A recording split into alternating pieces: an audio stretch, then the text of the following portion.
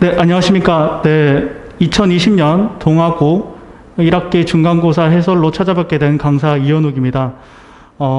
일단은 시험을 치르느라 고생이 많으셨던 수험생들에게 다시 한 번 더 수고했다는 말씀 전해드리고 싶고요. 간단한 시험 난이도와 평가에 대한 얘기를 간단하게 하고 바로 해설 강의로 넘어가도록 하겠습니다. 일단은 올해 동아고 중간고사는 작년에 비해서 봤을 때 난이도 자체는 다소 낮아졌습니다. 그래서 학생들의 반응도 다소 좀 쉬웠다, 작년 시험보다는 쉬웠던 것 같다라는 게 전체적인 총평이고, 대신에 여전히 동아고 특색에 각 문제 하나하나를 뜯어놓고 보면 계산이 다소 좀 까다롭습니다. 그래서 만약에 시험 문제를 풀다가 계산이 중간에 좀 꼬였거나 아니면 계산 실수가 나와서 당황하셨던 친구들은 아마 시험 점수가 좀 다소 낮게 나왔지 않았을까라고 생각이 됩니다. 아무래도 고등학교 첫 시험이고 또 불운하게 또 수학이 제일 첫 시간이라서 아마 다소 학생들이 많이 좀 긴장을 했던 것 같아요. 그래서 좀 다소 긴장하지 않았던 친구들은 나름 잘 봤던 것 같고, 생각보다 긴장을 좀 많이 했었던 친구들은 좀 안타까운 결과가 나오긴 했는데요. 첫 시험이니까 그래도 너무 많이 상심하지 마시고 그래도 해설 강의 보면서 다시 한번 꼼꼼하게 공부할 수 있는 기회가 됐었으면 좋겠다라고 생각이 듭니다. 네, 1번부터 다시 천천히 문제를 살펴보도록 하죠. 자, 1번입니다. 자, 다음 식이 있죠. x 세제곱 플러스 ax 플러스 2 그리고 x 제곱 그 다음에 플러스 bx 마이너스 2. 자, 이렇게 되어 있습니다. 이 문제도 평이하진 않아요. 왜냐하면 중간에 차수가 2차가 비어있기 때문에 차수와 개수를 계산하기가 다소 약간 좀 1번 문제 치고는 다소 좀 까다롭다라고 볼 수 있습니다. 자, 그래서 x제곱의 개수와 x세제곱의 개수가 주어져 있죠. 그래서 x제곱의 개수와 세제곱의 개수를 더했을 때 개수의 합이 0인 걸 먼저 이용해 보도록 할게요. 자, 그러면 x제곱의 개수는 언제 전개가 되느냐? 자, 3차가 전개되었을 때 x제곱의 개수가 계산되진 않겠죠. 그래서 여기에 있는 1차식이 몇 차식하고 전개됐을 때? 1차식과 전개가 되었을 때, 그리고 뒤에 있는 상수항이 2차식과 전개되었을 때 우리가 2차식이 나오게 됩니다. 그래서 2차항의 개수, 즉 x제곱의 개수는 x제곱의 개수는 ab 플러스 2라고 볼 수 있습니다. 자, x세제곱의 개수도 한번 추론해 보죠. x세제곱은 여기 첫 번째 있는 3차식과 상수항이 전개되었을 때, 그렇죠? 그리고 여기 두 번째 1차식과 첫 번째 2차식이 전개되었을 때 3차식이 나오게 됩니다. 그래서 3차항의 개수 x세제곱의 개수는 마이너스 2 플러스 a가 된다는 사실을 알 수 있습니다. 그래서 지금 문제에서 주어진 개수의 합이 0이다는 것을 이용을 하면 여기서 이제 ab에 대한 방정식이 나오는데요.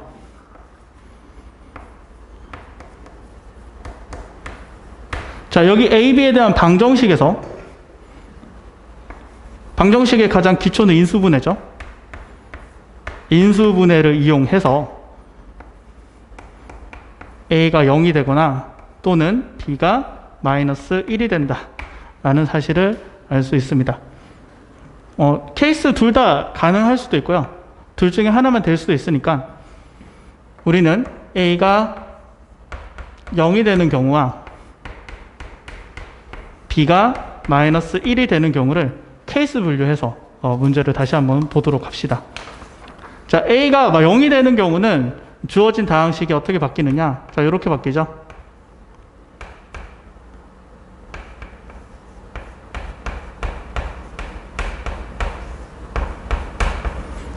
자, 이런 식으로 바뀝니다. 자, 그랬을 때 두 번째 힌트를 보면 두 번째 줄에 x 4제곱의 개수가 1이 돼야 된다고 해요. 자, 그러면은 여기 있는 3차식과 1차식이 전개되었을 때 4차식이 나오고 1상수하고는 전개했었을 때 x 4제곱이 나오진 않겠죠.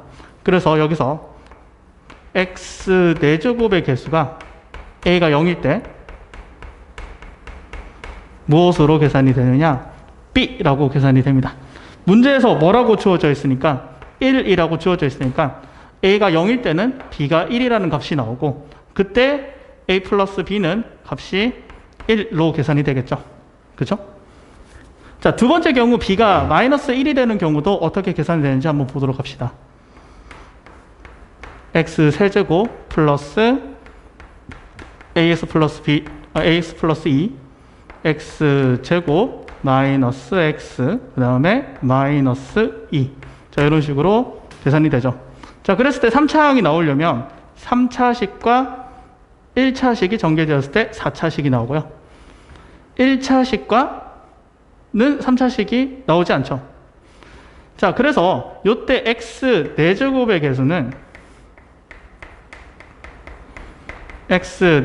개수는 마이너스 1로 계산이 되니까 문제에 주어진 조건하고 조건에 성립하지 않죠. 그래서 b가 마이너스 1이 될 수는 없고 이제 a 플러스 b는 뭐만 가능하다? 1만 가능하다라고 나왔습니다. 그래서 정답은 4번이고요. 다소 개수를 계산하기도 다소 좀 까다롭고요. 그리고 케이스 분류의 아이디어까지 사용을 해야 되니까 1번 문제 치고는 살짝 무겁다라고 볼 수는 있습니다. 자, 이런 식으로 동화구 문제가 한 문제 한 문제를 뜯어놓고 보면 계산이 약간씩은 다 까다롭습니다. 그렇지만 문제 전체적인 난이도는 다소 낮았다는 거 다시 한 번 더 말씀을 드릴게요. 자, 2번 문제 같은 경우는 대표적인 오메가 문제죠. x 세제곱이 1인 오메가고요. 한 허근이 오메가라고 되어 있을 때, 자, 여기서 이제 만약에 공식을 외우지 않았던 친구들도 여기서 이제 유도를 할 수 있죠. 요 오메가는 어떤 2차 방정식의 허근인가? 1차식과 2차식으로 인수분해가 되기 때문에 주어진 오메가는 다음과 같은 2차 방정식의 허근이 되겠구나. 자, 그렇다면 문제에 주어진 식이 오메가 8제곱 그 다음에 플러스 오메가 4제곱 플러스 1 이렇게 되시는데 오메가 8제곱은 오메가 제곱과 같아지죠. 왜냐하면 주기가 3인 오메가니까 6제곱이 1이 되고 제곱하시면 8제곱은 오메가 제곱과 같습니다. 마찬가지로 세제곱이 1이 되기 때문에 4제곱은 오메가 1승과 같게 되죠. 자, 그렇다면 문제에서 여기서 대입했었을 때 오메가식과 동일하기 때문에 이 녀석은 0으로 계산되어서 몇 번이 정답이냐면 2번이 정답이 됩니다. 다소 오메가 문제 중에서는 쉬운 편에 속하고요. 요거는 난이도가 좀 쉬웠다라고 볼 수 있습니다. 자, 3번 문제 한번 보도록 하죠. 자, 3번 문제는 주어진 숫자를 직접 계산하는 것이 아니라 치환을 이용해서 인수분해를 활용하는 문제죠. 자, A를 93을 A로 치환하겠습니다. 93을 A로 치환해 주고요. 자, 그랬을 때 문제에서 주어진 식이 A에 관한 다항식으로 나타나죠. A에 관한 다항식으로 나타낼 수가 있고요. 자, 그랬을 때 이 녀석은 1 집어넣었을 때 식의 값이 0이 되니까 1로 조립제법을 해서 조립제법을 이용한 인수분해가 가능합니다.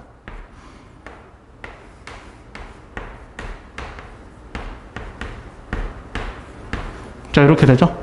그래서 3차식인 경우에는 조립제법 한 번만 쳐도 2차식이 나오니까 더 이상 조립제법 할 필요는 없고요. 자, 이런 식으로 2차식이 나오고 X자 인수분해가 되는지 확인하면 X 인수분해가 되죠.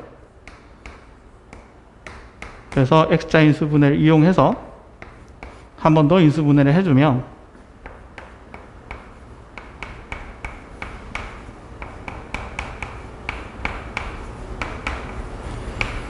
이런 식으로 나오게 됩니다. 문제에 주어진 식을 다시 한 번 더 역치만 해주면 93 곱하기 100 곱하기 90 이렇게 나오시게 되고요. 실제로 계산하면 93 곱하기 9가 얼마니까? 837로 계산이 되니까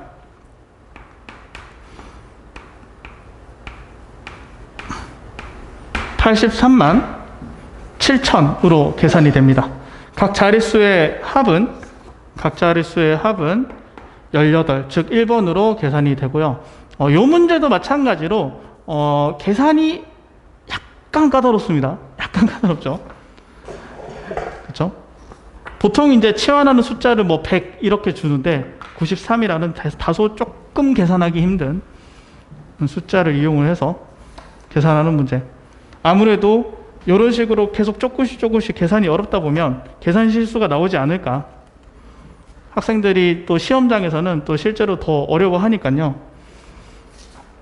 자, 이제 학생들이 조금 어려웠다라고 생각이 드는 문제가 4번하고 5번이었다라고 반응들이 좀 있었는데 4번하고 5번 문제를 풀어보도록 합시다. 자, 4번 문제는 작년에 출제되었던 서술형 1번 문제와 유형으로는 비슷합니다. 비슷하고 그 서술형 작년 1번 문제보다는 조금 어렵게 출제가 된 것 같아요. 그래서 그치만은 작년 이제 동아고 문제 특징이죠. 나머지 정리 단원이 재작년에도 작년에도 그리고 올해도 어렵게 출제가 되고 있고요. 나머지 정리에서 새로운 문제 유형을 내는 것이 아니라 계속 일정 패턴의 문제를 반복적으로 계속 꾸준하게 어렵게 내고 있다라는 게 보이는 문제입니다. 자, 그래서 동아고 친구들은 반드시 관연도 기출 문제를 보고 거기서 이번 시험에는 어떤 식으로 출제가 되겠구나라는 거를 예측하는 것도 다음 시험에 도움이 되지 않을까 이렇게 생각을 합니다. 자, 문제를 보도록 하죠. 자, 첫 번째 줄은 자, 바로 우리가 뭐로 나타낼 수 있냐면 검산식을 이용해서 나타낼 수가 있죠. 자, 검산식을 이용을 해서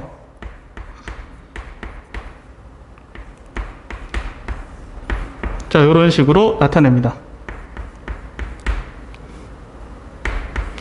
몫을 QX라고 둘게요.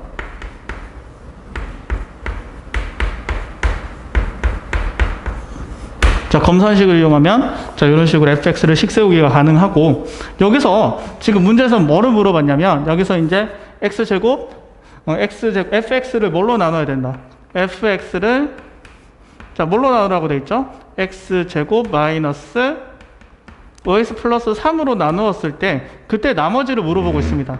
자, 그러면 여러분들은 어떤 생각할 수 있냐면 문제에서 주어진 식을 변형을 해서 최대한 뭐에 대한 검산식을 만들자. 자, 이 x제곱 마이너스 5x 플러스 3에 대한 검산식을 한번 만들어 보자 라는 생각을 한번 해볼 수 있고요. 그래서 공통인수인 각각 2x로 묶어줄 수 있게 가능하죠. 자, 2x 이렇게 묶어줍니다. 자, 묶어주시게 되면 요 첫 번째 항은 문제에서 주어진 요 다항식으로 나누어 떨어지는 식이 첫 번째 항이 됩니다.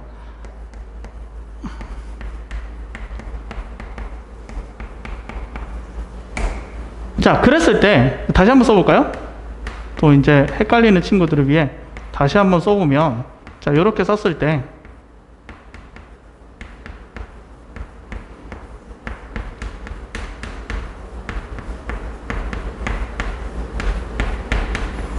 자, 이렇게 썼을 때, 요 2차식으로 나눴을 때, 요 녀석이 몫이고, 얘가 나머지다라고 하시면 돼요, 안 돼요?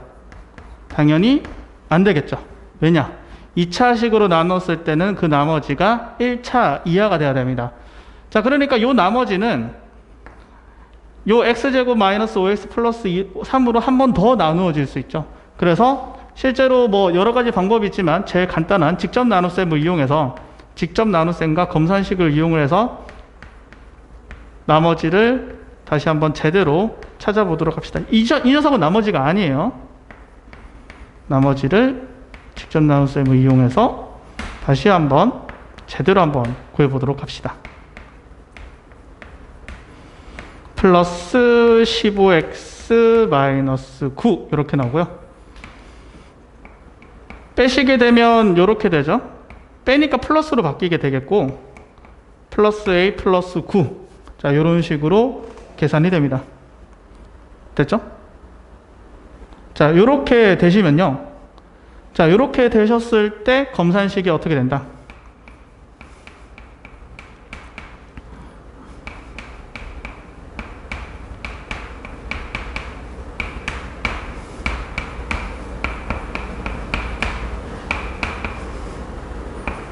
x제곱 마이너스 뒤에 있는 식을 검산식으로 써보도록 하죠.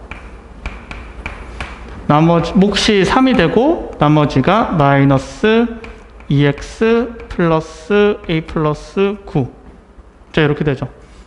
자, 문제에서 주어진 요 녀석으로 묶어서 다음과 같은 2차식으로 쓰면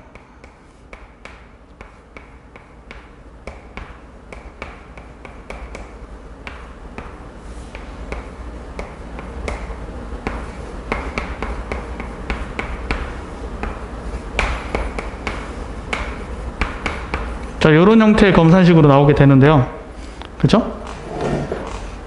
자, 그러면 이제 여기서 fx를 요 2차식으로 나눴을 때 이 녀석이 뭐고, 몫이고, 여기까지가 나머지다. 자, 여기까지면 예전에 작년 요거까지 구한 식 변형하는 문제가 작년 서술형 1번 문제하고 동일하죠. 그죠? 자, 그러면 여기서 이제 조금 더 들어갑니다. 이 문제는. 자, 여기서 나머지가 얘랑 뭐가 일치한다. 요 녀석이 뭐가 돼야 된다? b 나머지가 bx 마이너스 3이 되셔야 된다. 그쵸? 그러면 여기서 b 값은 뭐가 나오고 b 값은 마이너스 2가 나오시겠고 여기서 a 값은 마이너스 12가 나오게 되어서 a 플러스 b는 결국 뭐가 나온다? a 플러스 b는 마이너스 14로 계산이 되게 됩니다. 됐죠?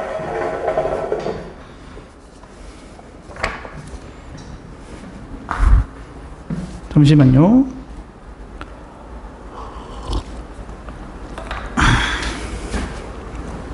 자, 5번 문제.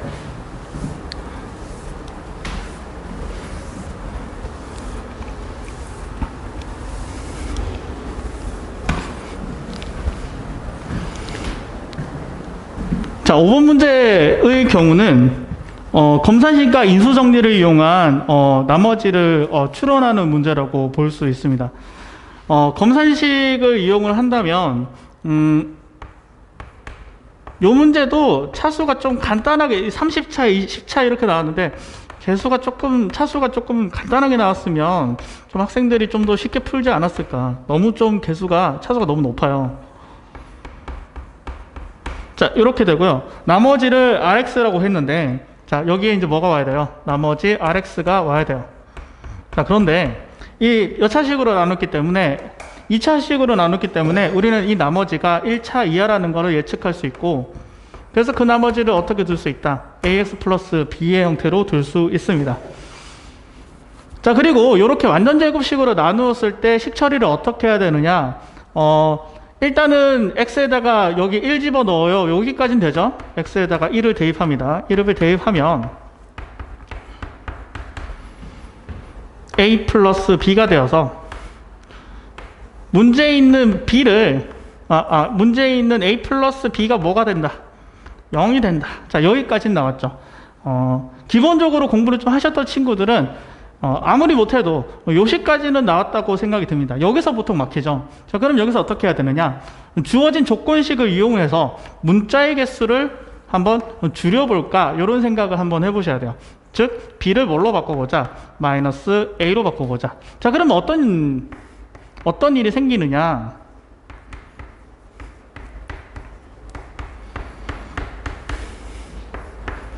자, 여기서 중요한 거는 인수정리입니다.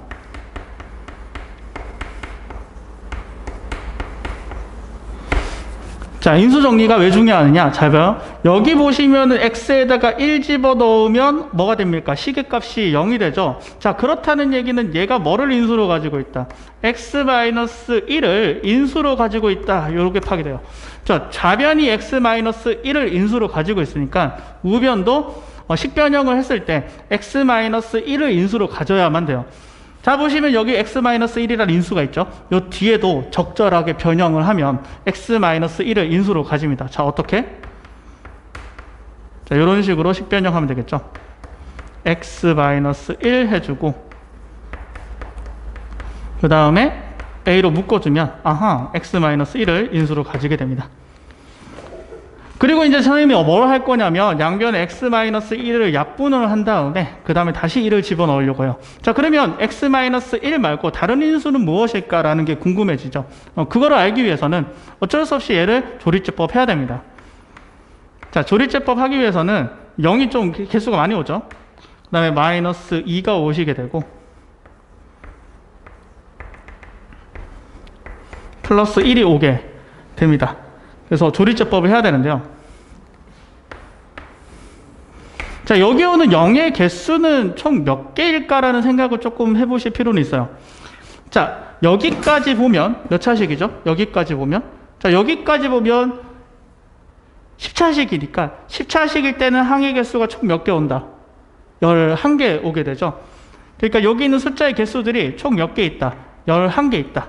자, 그래서 여기서부터 여기까지의 0의 개수가 몇 개가 된다? 총 9개가 된다는 사실을 알 수 있습니다. 자, 그러면 여기가 총 31차니까 여기 전체 숫자의 개수는 총 몇 개다? 31개다. 자, 그럼 여기까지가 30개죠. 그럼 여기까지가 10개고요. 자, 그럼 여기가 어떻게 된다? 여기까지가 10개. 여기까지 10개니까 얘가 이제 0의 개수가 몇 개가 된다? 0의 개수가 마찬가지로 19개 되셔야 됩니다. 그럼 19개 되면 전체적으로 20개, 10개, 그 다음에 1개 돼서 총 31개 항으로 이루어진 거 확인되죠? 자, 그런 다음에 다시 뭘로 조리제법 친다? 1로 조리제법을 칩니다. 자, 1로 조리제법을 치면 중간에 0이 좀 많은 거는 생략할게요. 생략을 하면 자, 이런 식으로 조리제법이 됩니다.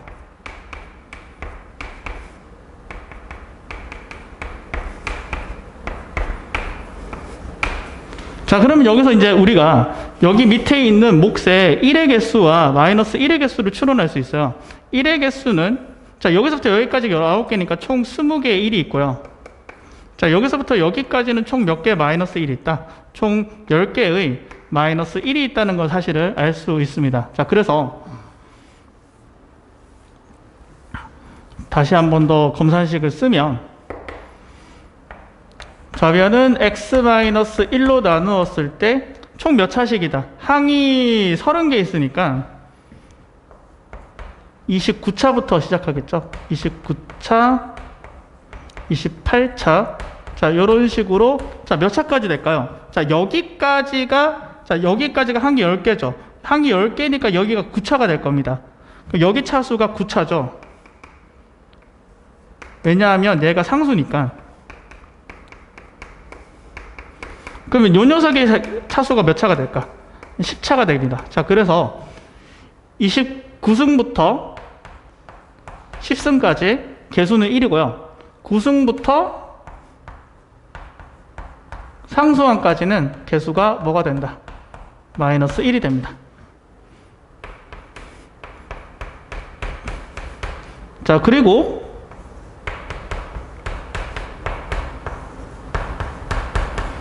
양변에 뭘로 나눈 다음에 x-1로 나눈 다음에 양변에 x에다가 1을 대입하시게 되면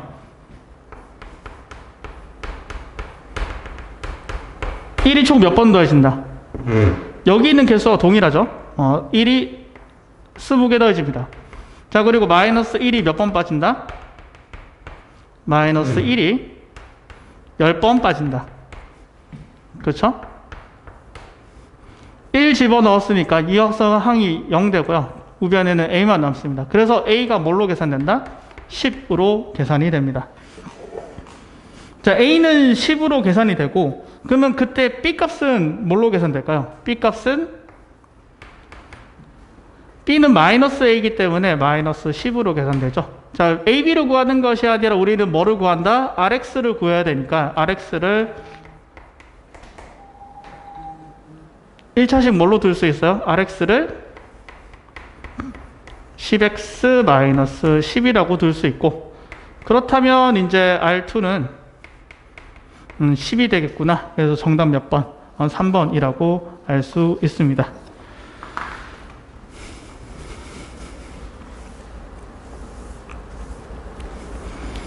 자, 6번 한번 가보도록 할게요. 6번. 6번도 주기성을 이용한 복소수의 합인데요. 계산이 보통 문제보다는 조금 까다롭습니다.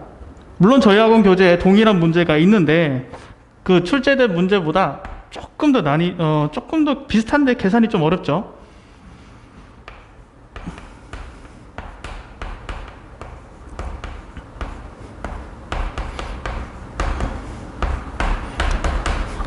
개수가 바뀌네요. 분자가.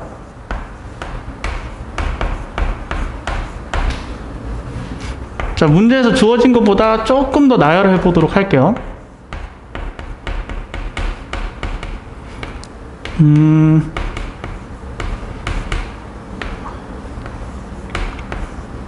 조금 더 나열해 봤어요.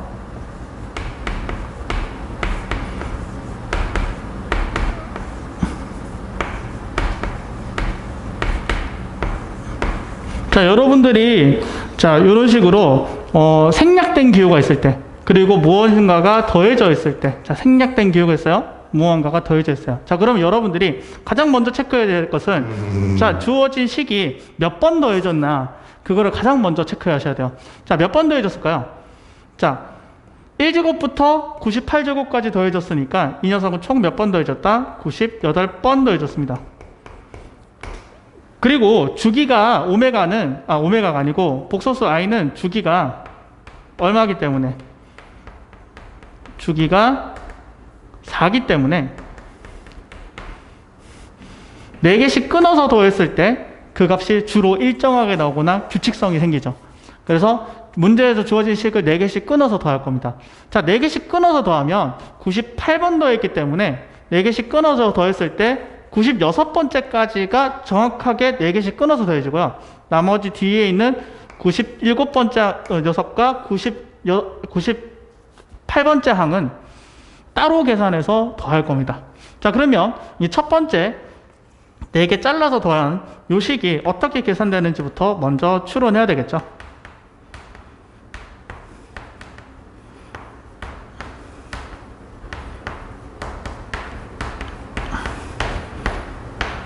자, 그럼 요 식은 분모분자의 i를 곱해서 마이너스 i가 되고요. 얘는 마이너스 1이죠. 그래서 마이너스 2로 계산되고, 자, 요 녀석은 마이너스 i 분의 3으로 바뀝니다.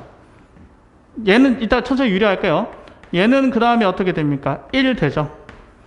자, 그 다음에 여기 있는 분모분자의 i를 곱해서 유리화를 하시게 되면, i를 곱할까요? 분모분자의 i를 곱해서 유리화를 하시게 되면 요렇게 나오고요. 계산을 하게 되면 2 플러스 2i 2 플러스 2i로 계산이 됩니다. 자, 그리고 그 다음 네 번째 4개 끊어서 더해 볼게요. 그럼 몇 승부터 더해져요? 5승부터 더해지죠. 5승분의 5, 6승분의 6, 7승분의 7, 8승분의 8. 자, i의 5제곱은 주기가 4기 때문에 i의 1승과 동일하고요. 얘는 i의 2승, i의 3승, 그 다음에 1. 이렇게 되죠. 마찬가지로 유리화를 이용하시면 첫 번째 항은 마이너스 5i, 두 번째 항은 여기 6이죠. 죄송합니다. 마이너스 6. 세 번째 항은 플러스 7i로 계산되고요. 플러스 8로 계산되어서 마지막 두 번째 항은 2 플러스 2i가 됩니다. 자, 그러면 매번 어떻게 돼요? 4개씩 끊어서 더했을 때 2 플러스 2i로 계산되니까 요 첫 번째 녀석도 2 플러스 2i, 두 번째 녀석도 2 플러스 2i 이렇게 해서 계산이 되죠. 자, 그랬을 때 4개씩 끊어서 더하면 총 몇 번의 주기가 더해질까요? 자, 2 플러스 2i는 총 몇 번 더해질까요? 자, 여기까지가 총 96번 더해졌으니까 96번을 4로 나눈 만큼 그 주기가 더해지겠죠. 그래서 총 몇 번의 주기가 더해진다? 24번의 주기가 더해진다 라는 사실을 알 수 있으니까 주어진 식은 2 플러스 2i가 총 몇 번 더해지고요. 총 24번 자기 자신이 더해지고요. 그 다음에 끝에 있는 요거 97승. 97승은 i하고 똑같죠. 4로 나눴을 때 나머지가 1이니까 98승은 i 제곱과 동일합니다. 얘는 아까 얘기했죠. 따로 계산할 거라고. 그래서 따로 계산을 하시면 첫 번째 항, 두 번째 항은 이렇게 계산이 되고 세 번째 항은 마이너스 97i 마이너스 98 계산하시면은 마이너스 50 그 다음에 플러스 얼마죠? 플러스 49인가요? 마이너스 49인가요? 마이너스 49i 요렇게 계산이 되어서 몇 번이 정답이다? 1번이 정답이 됩니다. 계산이 짧은 시간에 풀기에는 다소 조금 까다롭습니다. 그래서 애들이 좀 많이 당황하지 않았을까라고 생각이 듭니다. 자, 7번 문제 한번 보도록 하죠. 자, 7번 문제는 매년 저희가 모든 학교에서 동학원뿐만 아니라 출제되는 복소수 합답형 문제인데요. 요 문제는 반드시 제가 시험 내신 대비할 때도 여러 번 강조했듯이 반드시 한 문제는 꼭 출제가 되니까 연습해야 된다 라고 말씀드렸던 문제죠. 보시면은 문제에서 Z하고 오메가 사이에 관계식이 있기 때문에 이 관계식을 이용을 해서 문자의 개수를 가나다라에 있는 조건식을 다 줄여줄 수 있습니다. 지금 무슨 말이냐면 기억에 있는 Z 바 플러스 오메가로 통일시킬 수 있다는 거죠. 자, 오메가로 통일을 시켜주면 어떻게 되나요? 이 녀석의 전체 켤레복소수죠.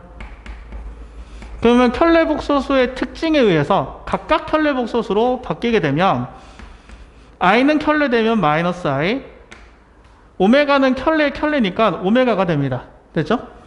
자, 그리고 플러스 오메가. 자, 이렇게 됐죠. 자, 이 녀석이 순호수가 되느냐라고 물어봤어요. 일단은 요런 게 순호수가 된다라는 공식을 본 적이 없죠. 인수분해를 해도 딱히 순호수가 보이진 않습니다. 이따가 정교하게 풀어볼 텐데 일단은 학교 시험장에서 만약 이 문제를 만났다라고 하면 애매한 걸 이라면 확실한 정답을 빨리 찾아 나가시는 게 문제 푸는 스킬이 아닐까라고 생각이 됩니다. 자, 그래서 니은도 한번 보도록 하죠. 니은은 그러면 될까요? 자, 니은은 자, Z 대신에 바꾸어서 나타내면 여기 오메가라고 돼 있나요? 자, 그러면 바꾸어서 오메가로 통일시켜주면 이렇게 됩니다. 자, 수업 시간에도 선생님이 많이 강조했죠. 자, 요 녀석은 뭐가 된다고 했어요? 이 녀석은 음이 아닌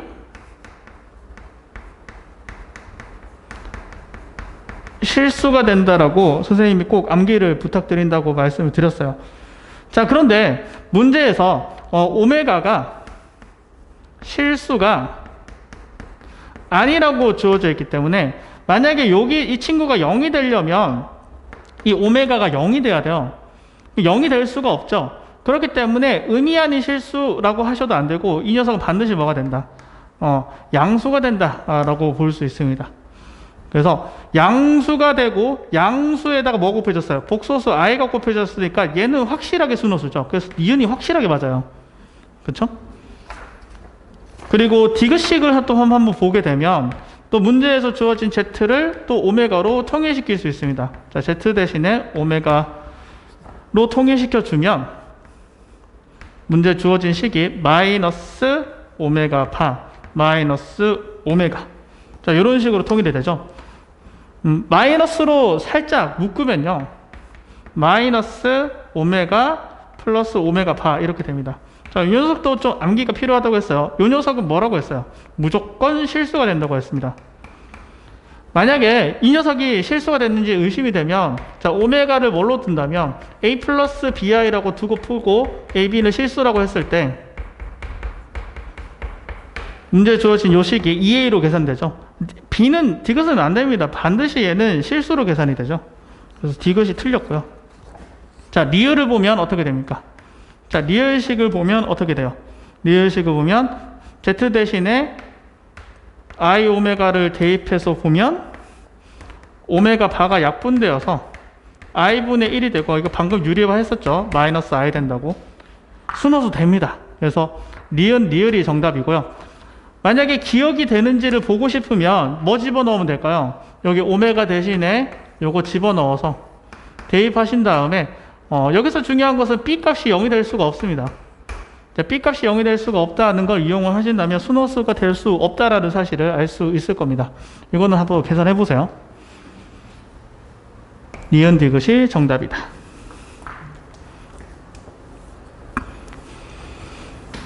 자, 8번 풀도록 하죠.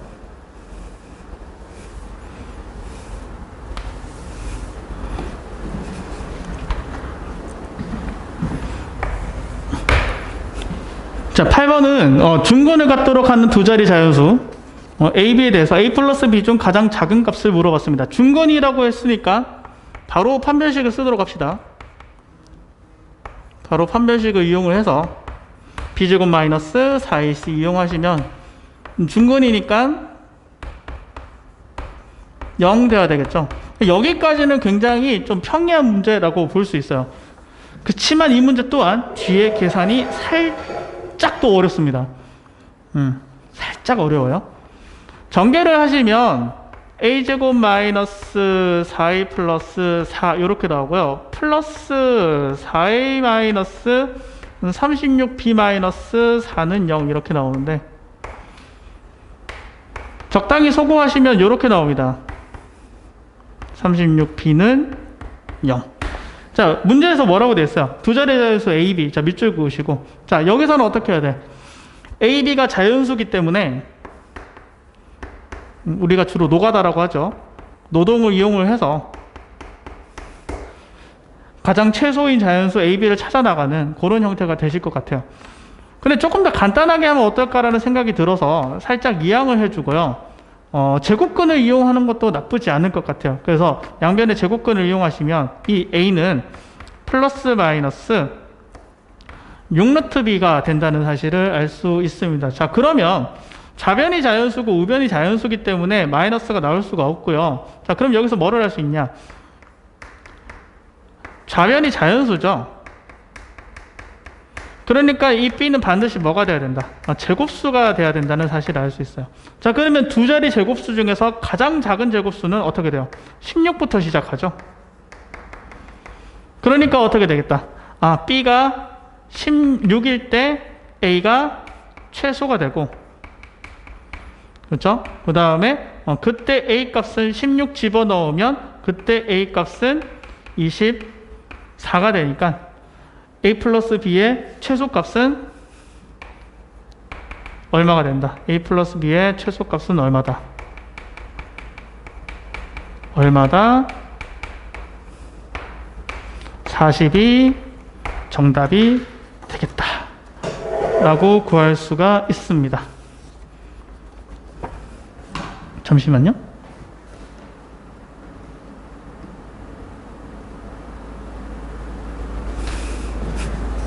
자, 9번이요.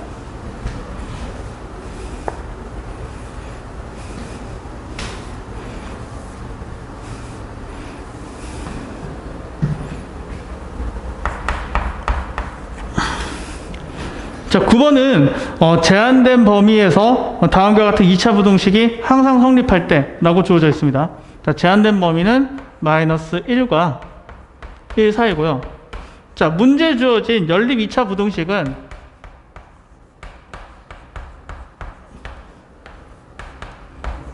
문제 주어진 2차 부등식은 누구랑 누가 연립된 거냐? 자, 요렇게 되어 있으신 1번식과 자, 요렇게 오른쪽에 2번 부등식이 연립된 식이죠. 그래서 따로따로 한번 써보도록 합시다. 따로따로 써보면요.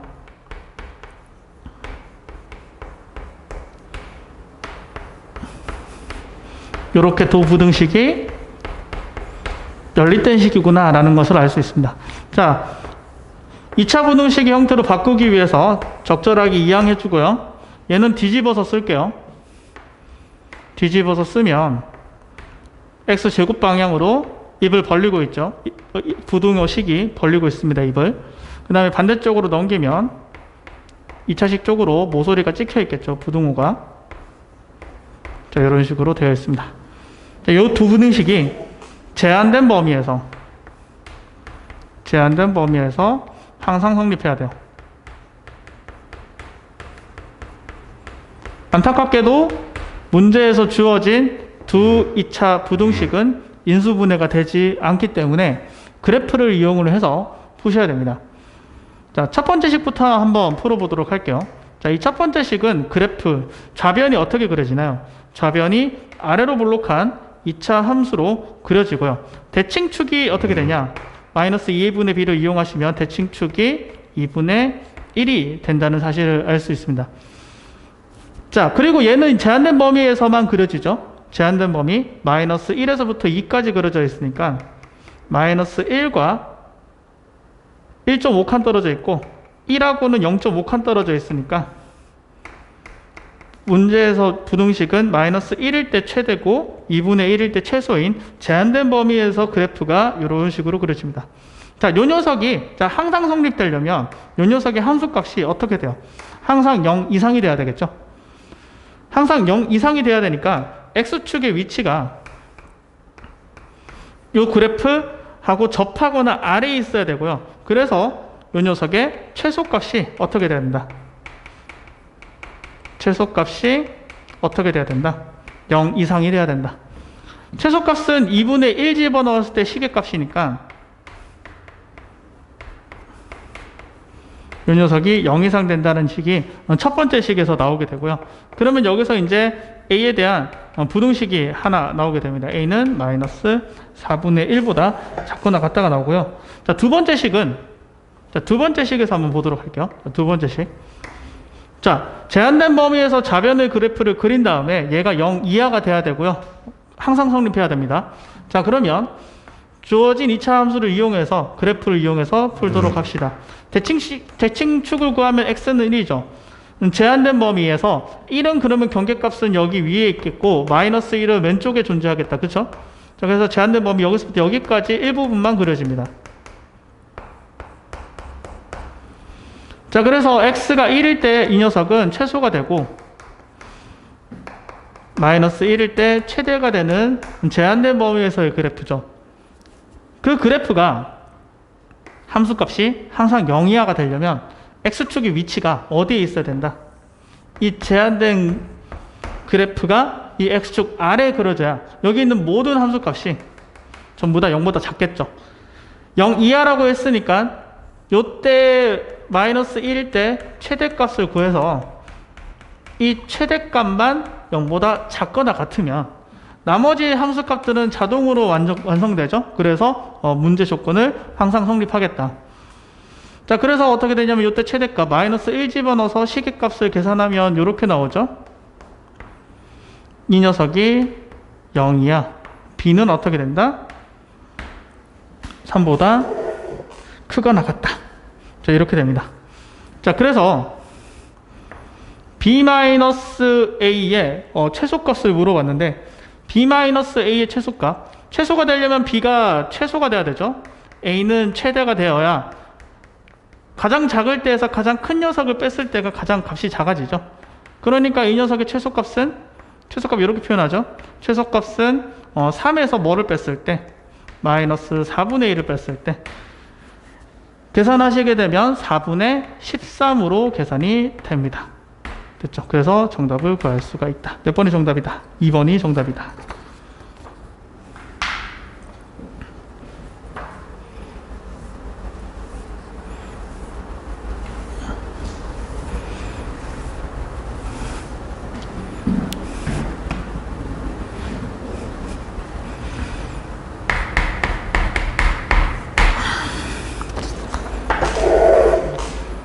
자, 10번은 다음 부등식 부등식이라고 되어 있어요. 밑줄 꼭 그으셔야 돼요. 자, 부등식인데 최고차의 개수를 알 수가 없습니다.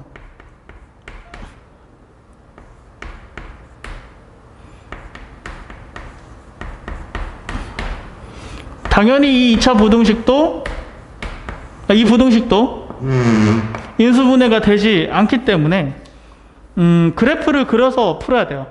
근데 그래프를 그려서 풀기 전에 자, 모든 실수 x에 대해서 성립.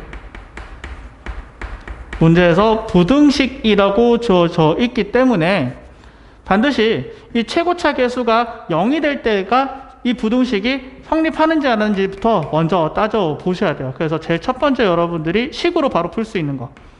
그래프 그리지 않고 식으로 풀 수 있는 것은 마이너스 1 집어넣었을 때 식이 성립하느냐. 마이너스 1을 집어넣으시게 되면 문제 주어진 2차 부등식이 x에 어떠한 값이 들어가도 우변의 식은 항상 뭘로 계산이 돼요? 2로 계산되니까 항상 성립하죠. 그렇기 때문에 조건을 만족하게 됩니다. 그래서 a가 마이너스 1일 때 조건이 성립한다 라는 사실을 알 수 있고요. 자, 그러면 a가 마이너스 1이 아닐 때는 어떻게 돼야 된다? 자, 항상 0보다 크려면 반드시 어떻게 돼요? 이 최고차 개수는 0보다 커야 되겠죠. 0보다 크고 반드시 이 녀석은 그래프가 어떻게 그려져야 돼요? x축 위에 있기 때문에 x축 위에 떠 있어야 모든 함수값이 어떻게 돼요? 0보다 크다라고 처리할 수 있겠죠. 자, 그래서 이때는 판별식 d가 어떻게 돼야 된다? x축하고 교점이 없기 때문에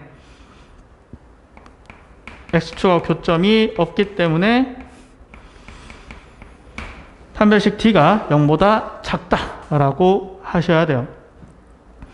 자, 그래서 이 그래프를 판별식을 이용해서 범위를 구하게 되면 판별식 d는 이렇게 나오게 됩니다. 마이너스 4ac 하면 이렇게 되죠. 그러니까 0보다 작다. 뭐 전개하는 것도 나쁘지 않지만 여기서 이제 공통인수로 묶어줘서 바로 인수분해가 되죠.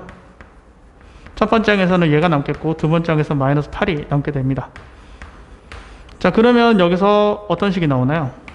자, 이런 식이 나오게 되고요. 작다니까 사이값으로 처리하면 되죠. 사이값으로 처리하면 주어진 조건하고도 일치하고요. 연립하시면 이 녀석이 정답이 됩니다. 자세히 보시면 아까 마이너스 1일 때도 성립했으니까 여기 등호 붙여줘도 되죠. 그래서 만족하는 a 값은 마이너스 1 이상 7 미만이니까 정수의 개수는 여기서 여기 빼면 되죠. 8개라고 하시면 정답 몇 번? 4번이 됩니다.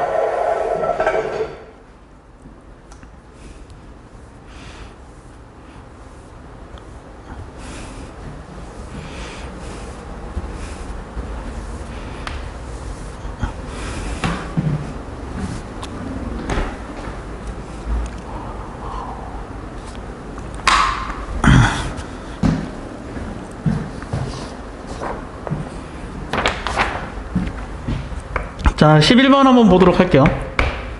자, 작년부터 자꾸 이제 작년 12번하고도 이제 연결이 되는 부분인데, 자꾸 도형하고에서 도형 관련된 문제를 계속 매번 출제하고 있습니다. 보시면은 11번은 삼각형 관련된 문제고 13번은 사각형 관련된 문제죠. 그래서 여러분들이 동하고 내신 대비 할 때는 이런 도형하고 관련된 문제를 좀 관심 있게 계속 지켜봐야 된다. 직각삼각형 문제고요. 빗변의 길이가 직각삼각형을 그려야 되죠. 빗변의 길이가 10이다. 그럼 나머지 두 변의 길이를 뭐라고 잡자? A, B라고 잡읍시다. 자, A, B라고 잡으면 문제에서 주어진 삼각형의 둘레의 길이가 24라고 주어져 있기 때문에 A 더하기 B가 얼마로 계산돼야 된다? 14가 되어야 둘레가 24로 나오게 되겠죠. 자, 그리고 피타고라스로 돌렸을 때 어떻게 돼요? A제곱 더하기 B제곱은 얼마다? 100으로 계산이 됩니다. 자, 요거를 이용해서 이제 뭐를 구해야 돼요? 삼각형의 넓이를 이용해서 구해야 되죠. 간단하게 뭐를 이용하시면 됩니까? 차변 형식 이용하면 되죠. 이 문제는 동하고 문제치고는 엄청 쉬운 문제죠. 이런 문제까지 틀리면 맞출 수 있는 문제가 없어요. 그쵸? 꼭 맞춰야 되는 문제다. 계산을 하시면 얘가 196이니까 이항하시게 되면 마이너스 96이 마이너스 2ab가 되어서 ab는 얼마다? 48로 계산이 되고요. 삼각형의 넓이는 어떻게 된다? 2분의 1 ab니까 정답 24라고 계산하시면 된다. 3번이 정답이 되죠.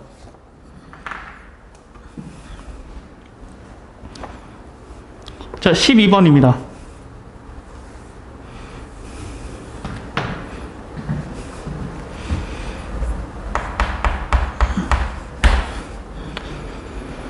자, 12번은 좀 제한된 범위에서 이차함수의 최대 최소 문제인데요. 제한된 범위는 마이너스 3에서부터 0까지고요. 그 다음에 주어진 이차함수는 위로 볼록한 이차함수입니다. 자, 표준형보다는 대칭축을 이용해서 최대 최소를 구합시다. 마이너스 2의 분의 b를 이용하시면 대칭축이 얼마로 나옵니까? 대칭축이 마이너스 2로 나오시게 됩니다. 대칭축이 마이너스 2고요. 제한된 범위를 보시면 마이너스 3이라는 경계값은 왼쪽으로 한 칸 떨어져 있고요. 0이라는 경계값은 오른쪽으로 두 칸 떨어져 있으니 이 제한된 범위에서 그리면 어떻게 그려진다? 자, 이런 식으로 그려지게 되겠고, x가 0일 때 y좌표가 가장 밑으로 떨어지니까 최소가 되고요. x가 마이너스 2일 때 최대가 됩니다. 자, 그러면 문제에서 주어진 최대값,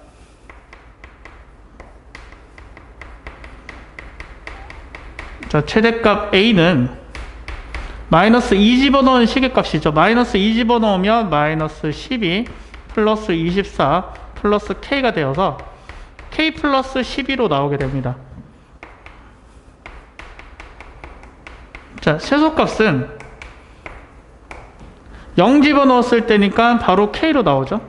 자, 이런 식으로 계산이 되고요. 자, 그러면 문제에서 구하고자 하는 게 a마b이기 때문에 a마b는 12로 나오시게 되고 정답은 3번이 됩니다. 됐죠? 자, 넘어가서 마지막 객관식 13번을 한번 풀어보도록 하죠.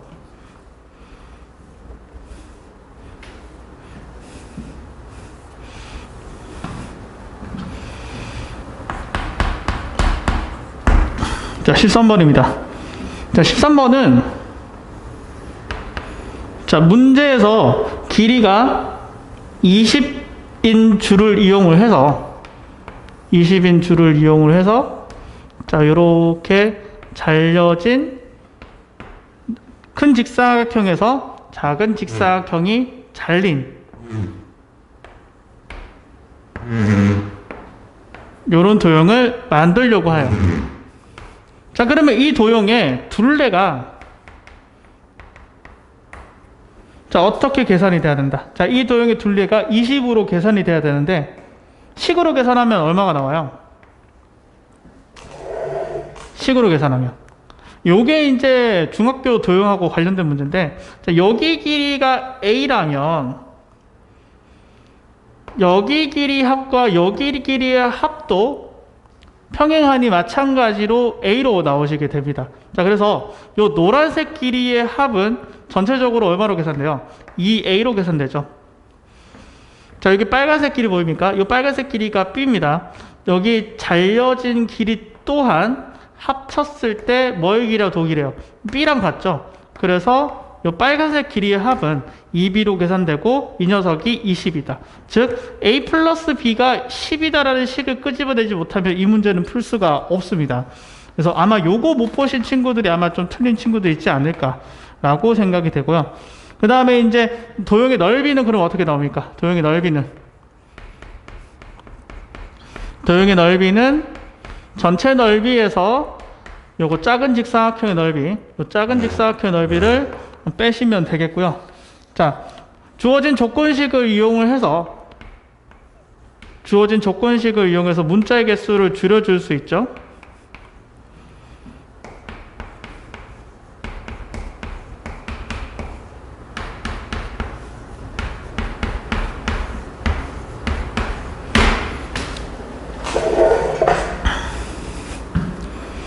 자, 그러면 이제 주어진 조건식. 물론 이제 A는 뭐보다 커야 돼요? 0보다 커야 됩니다. 0보다 크고 어떻게 돼요? 한없이 커질 수는 없거든요. 0보다 크고 문제 범위를 굳이 구하자면 10보다는 작아야 된다. 물론 얘도 제한된 범위에서 2차 함수긴 해요. 그렇지만 우리는 뭐에만 관심이 있다? 최대값에만 관심이 있다. 표준형 이용해도 되지만 대칭축 이용하면은 이 대칭축이 5고요. 위로 블록한 2차 함수. 요 녀석 x로 보면 됩니다. 여기 y 있다고 보시면 a에 대한 2차 함수로 볼 수 있고요. a가 5일 때 최대가 되고요. 그러면 최대값은 얼마다? 최대값은 50을 넣으면 마이너스 50 플러스 마이너스 25 플러스 50 마이너스 6이 되어서 계산하시면 19. 정답은 5번이 됩니다. 됐죠?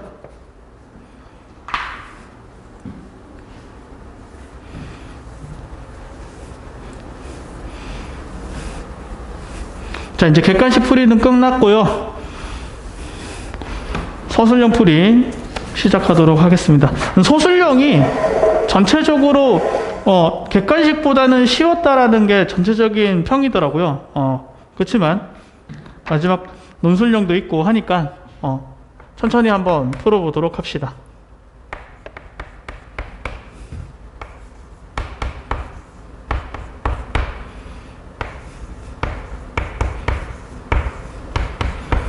자, 변형식 문제 같은 경우는 항상 구하고자 하는 녀석부터 먼저 봐야 됩니다. 구하고자 하는 게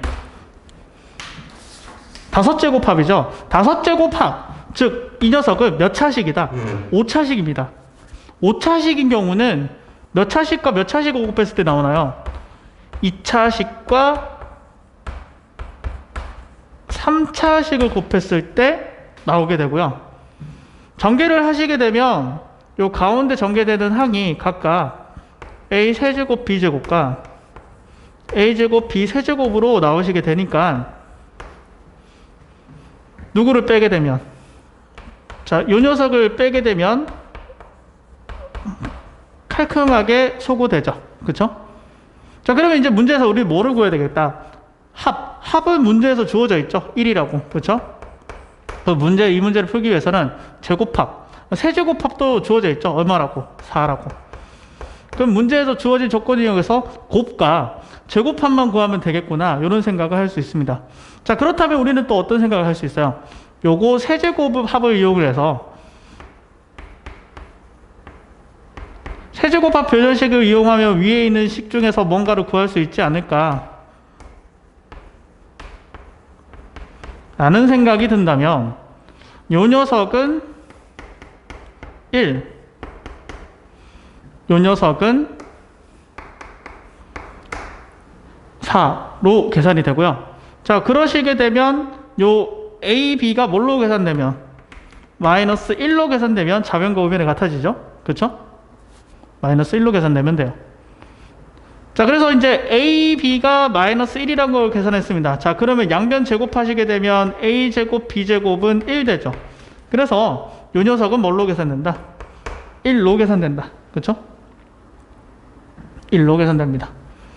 자, 그리고 어떻게 된다? A제곱 더하기 B제곱은 합변형식 이용하면, 제곱합 변형식 이용하면, 자, 이렇게 나오죠. 우리가 방금 얘가 마이너스 1 된다는 걸 구했고요. A 뿔 B가 1 된다는 걸 구했습니다. 그러면 제곱합을 계산할 수가 있죠. 3으로 계산되네요. 자, 그럼 여기다가 무엇을 집어넣으면? 3 집어넣으면 최종적으로 A 세제곱 더하기 B 세제곱은 5제곱합. 5제곱합은 3 곱하기 4에다가 1 곱하기 1 뺀 거니까 뭘로 계산된다? 11로 계산이 된다. 구할 수 있겠죠?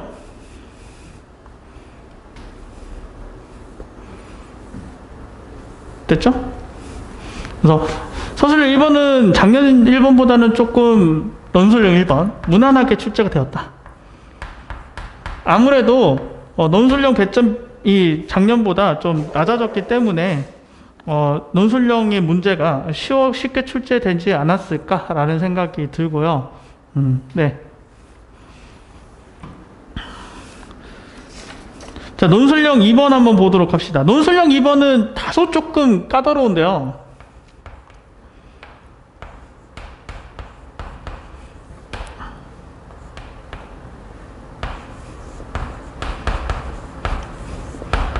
자, 선생님이 인수분해 개념 설명할 때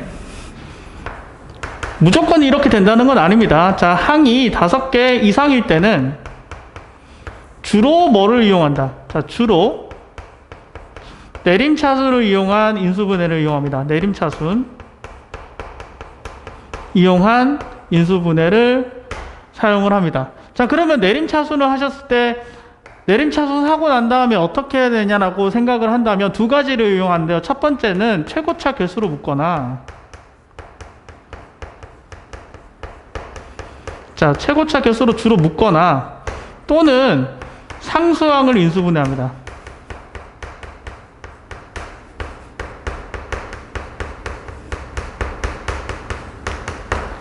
문제에서 주어진 요 2차식은 최고차 개수로 묶이지 않아요.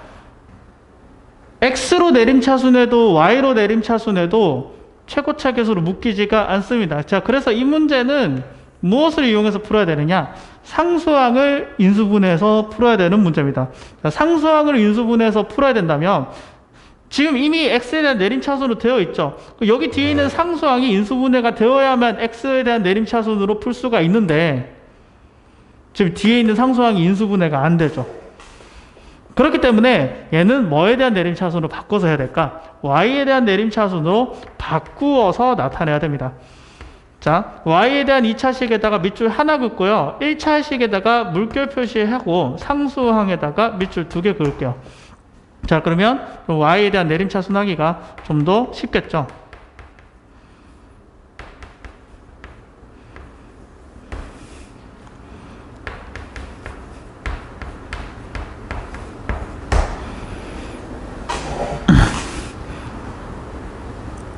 됐죠? 자, 그러면은 여기서 잠깐만, 뭐 빠뜨렸죠? 빠뜨린 것 같은데요? 무엇을 빠뜨렸나요? Y가 아니고 3X네요. 죄송합니다. 3X. 그럼 여기까지도 상수항이네요. 그러면 상수항이 이렇게 됩니다. 잠시만요. 그냥 X에 대한 내림차순 해도 될 것 같은데요? 죄송합니다. X에 대한 내림차순으로 바로 할게요. 굳이 Y에 대한 내림차순 할 필요 없죠? 제가 잘못 봤네요. 죄송합니다. X에 대한 내림차순 하시면 그냥 X에 대한 내림차순으로 바로 풀리네요. 상수항이 인수분해가 됩니다. 인수분해가 돼요. 자, X에 대한 내림차순 하시면 첫 번째 개수가 마이너스 Y고 얘가 플러스 3이고, 그쵸? X. 상수항이 마이너스 Y제곱과 플러스 1인데 요거 마이너스로 묶으면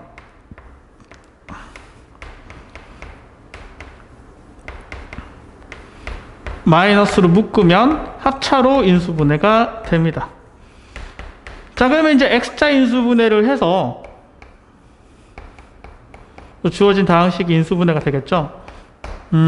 마이너스를 둘 중에 하나에 붙여주고요. 2를 위아래 중에서 하나에 붙여줘야 돼요. 자, 그러면 어떻게 해야지 인수분해가 될까요? 여기에다가 1, 2를 붙여볼까요? 여기다가 마이너스를 붙이면 인수분해가 될까요? 자, 이렇게 곱하면 마이너스 2y 마이너스 2 되고, 이렇게 되면 우리가 이거 두 개 더했을 때 여기 가운데 있는 식이 안 나오죠. 그럼 이건 아니구나. 그러면 1, 2의 위치가 바뀌어야 되겠구나. 2, 1로 돼야 되겠구나. 자, 그리고 마이너스는 이렇게 붙이면 어차피 경우에서는 몇 개 없으니까, 그쵸? 자, 이렇게 계산했을 때가 이렇게 계산하시면 마이너스 2y 그 다음에 플러스 2 되고요. y 플러스 1이 되어서 이 두 식을 더하게 되면 가운데 있는 식이 정확하게 되니까 x자 인수분해 하시면 돼요. 쓸 때는 이렇게 써야 되죠. x도 하나씩 쪼개주고요. x자 인수분해 하시면 2x 플러스 y 플러스 1. 자, 요거 두 번째 인수 써줄 때는 괄호 조심하셔야 돼요. 괄호 조심해 주시고 써주시면 인수분해가 다음과 같이 됩니다. 만약에 y로 내림차순해도 소수점 감점이 되지는 않지 않을까. y에 대한 내림차순으로 푸신 친구들도 너무 걱정하지 마세요. 그것도 정답으로 인정될 것 같아요. 자, 논술형 3번 한번 보도록 합시다. 논술형 3번. 자, 요것도 많이 말씀드렸죠. 자, 문제에서 만나는 두 점에서 만나고 밑줄 그으시고요. 자, 두 점에서 만나고 이거 두 글자로 뭐라고 해요? 교점이라고 하죠. 그러면 교점은 어떻게 구해요? 연립해서 구한다, 그쵸? 문제에서 x축 위에다가 뭐라고 써주고요? 얘는 y는 0이라는 식으로 바꿔줄 수 있죠. 그래서 x축을 y는 0이라고 바꿔주시고 연립하시게 되면 2차 방정식이 나오게 되고, 요 2차 방정식의 두근이 교점에 x좌표랑 같다. 그쵸? 요 두근이 뭐랑 같다? 교점에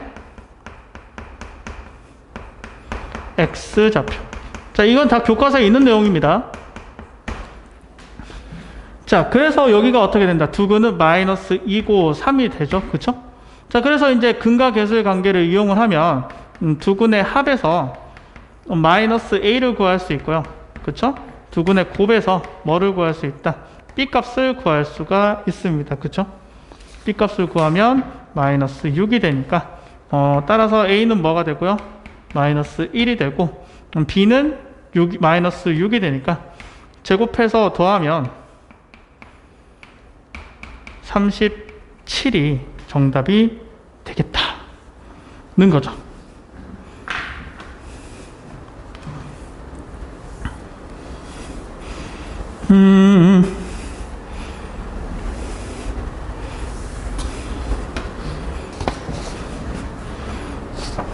자, 논술형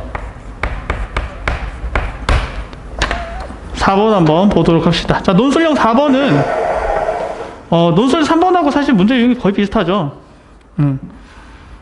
첫 번째 식에서는 바로 근과 계수의 관계를 이용해서 알파 플러스 베타가 2고 알파 베타가 3이라는 걸 끄집어내면 더 이상 첫 번째 줄을 볼 필요가 없습니다. 왜냐하면 인수분해도 안 돼요. 이 첫 번째 식이. 그냥 이 알파 베타에 대한 관계식 두 개 끄집어내는 용도로 첫 번째 줄을 이용하시면 됩니다. 더 이상 첫 번째 줄을 볼 필요는 없어요. 자, 그러면 이제 우리는 어떤 2차 방정식을 세워야 돼요? 두근이 알파 제곱과 베타 제곱이 되는 최고차 계수가 1인 2차 방정식을 식세우게 해야 되죠. 자, 그렇다면 1차항의 계수와 상수항의 계수는 여기에는 뭐가 들어가요? 마이너스 합이 들어가죠. 여기에는 플러스 곱이 들어가니까 두근의 합에 마이너스가 묶으면 이렇게 되고요. 곱은 어떻게 돼요? 이렇게 되니까 알파 베타의 제곱합과 알파 베타의 곱의 제곱을 위의 식에서 구하면 되겠죠. 그래서 알파 제곱 더하기 베타 제곱은 변형식 이용을 해서 공식이죠. 집어넣어서 푸시면 되고요. 계산하시면 마이너스 2로 계산이 됩니다. 자, 그리고 이제 알파 베타의 제곱은 묶으면은 전체 제곱이죠.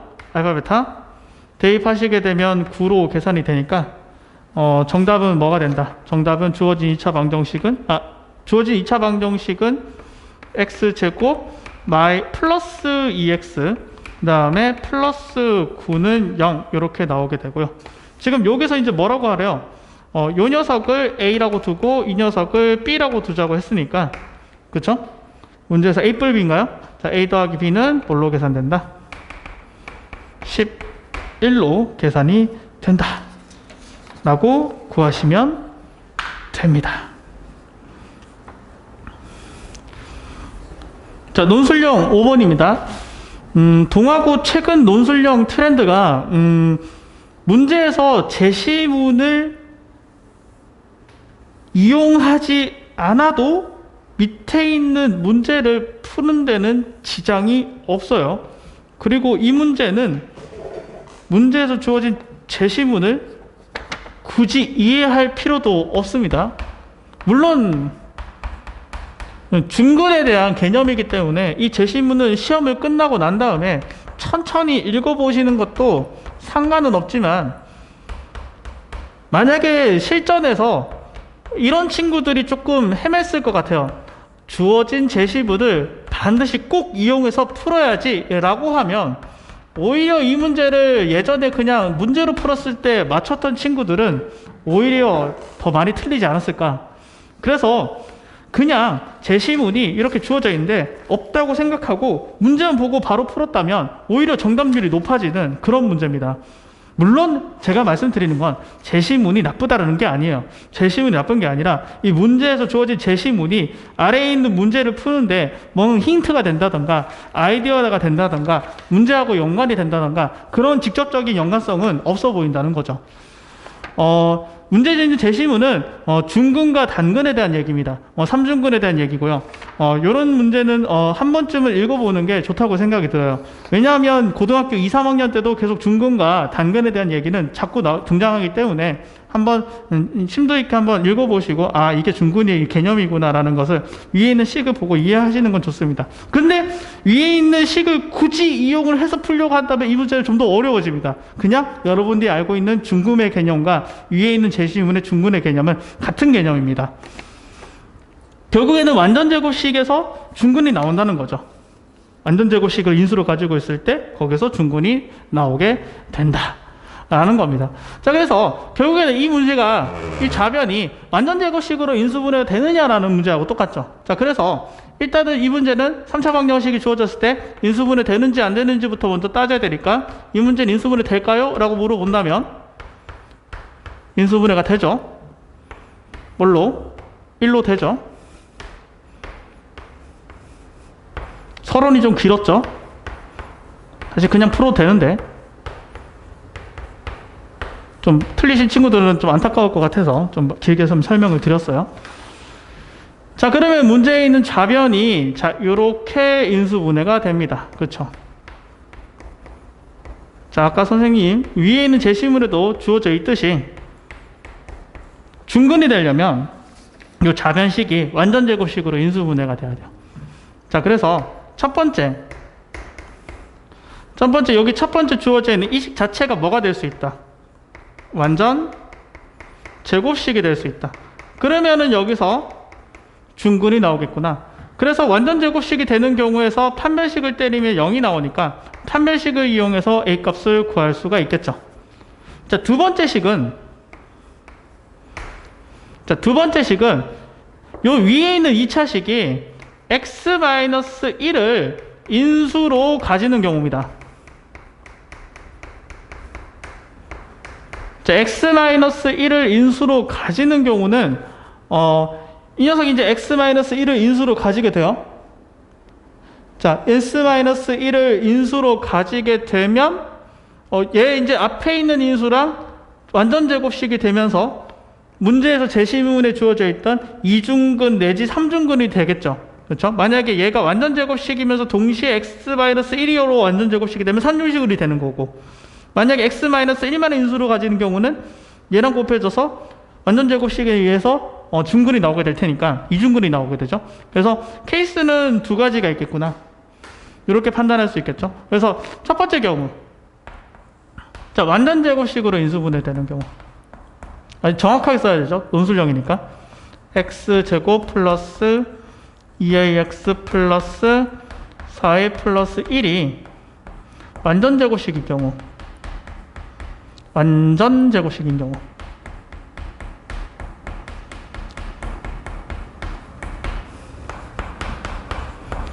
이때는 판별식 D가 짝수 공식 쓸게요. 0 돼야 되겠고,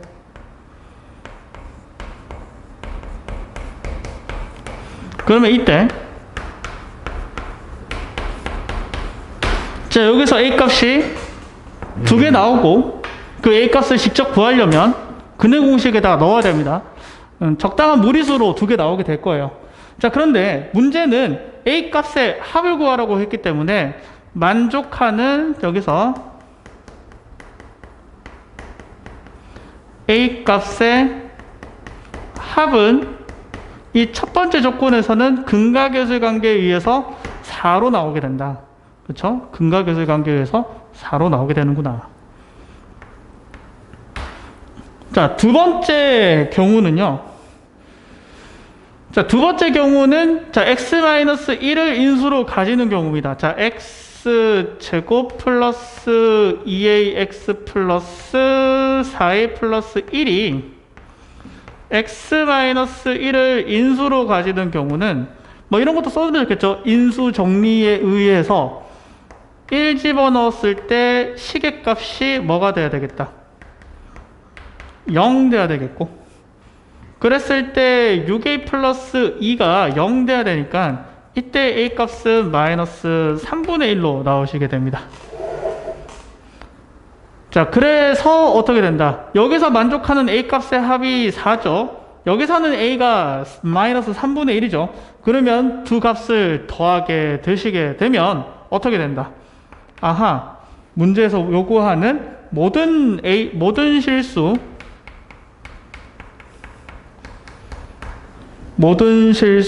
a 값의 합은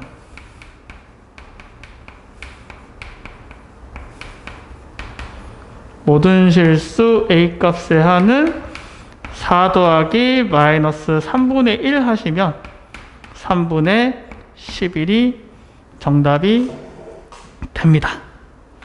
네. 자, 그래서 동하고 해설 강의를 마쳤고요. 선생님이 직접 지금 시험 끝난 지 한 4시간 뒤네요. 지금 시간이 동하고 오늘 시험 봤고요. 네, 오늘 바로 해설 강의 하는 건데, 실제로 해설을 해보면 학생들이 좀 얼마나 어려웠을지 좀 와닿기는 해요. 좀 문제를 직접 풀어보니까, 시험장 가서 풀면은, 계산이 조금 껄끄러워서 좀 당황하기도 했겠구나라는 생각이 또 들면서도, 솔직히 작년 문제보다는 쉽게 출제됐기 때문에, 작년 문제가 무난했다, 아니면 관연도 동하고 문제가 나한테는 적당한 난이도였다라고 했던 친구들한테는 다소 좀 쉬운 난이도가 아니었을까 하는 생각이 들고요. 제가 여러 번 강조를 드렸지만 학교가 여러분들의 수준에 맞춰서 출제하지는 절대 않습니다. 여러분들이 학교 수준에 맞추어서 공부를 해야 되는 게 사실 대한민국의 현실이에요. 여러분들이 동아고를 입학했을 때를 생각을 해보세요. 동아고를 입학했을 때 4개월 전에, 아니죠, 6개월 전에. 자, 6개월 전에 여러분들이 동아고 입학 원서를 쓰고 동아고를 지원했었을 때 정말 동아고에 가서 고등학생이 되면 정말 열심히 공부할 거다. 그리고 여러분들 동아고가 문제가 이 정도 어려울 거라는 거 다 예측했잖아요. 그쵸? 그러면 여러분들 다시 한번 또 의기투합해서 마음을 다져서 정말 이 정도 되는 어려운 문제들도 풀어야 되는구나. 평소에 계산이 까다로운 문제, 풀기 싫고 귀찮고 그런 생각이 전혀 들면 안 되겠죠? 오늘 문제도 계산이 굉장히 까다로웠어요. 그래서 여러분들이 평소에 좀 계산이 좀 까다롭거나 조금 어려운 문제가 있으면 이건 우리 학교 문제구나 라고 생각을 하고 열심히 자기 학교 문제처럼 푸셨으면 좋겠다 라는 게 저의 개인적인 바람입니다. 자, 오늘 해설 강의 여기까지 하도록 할게요.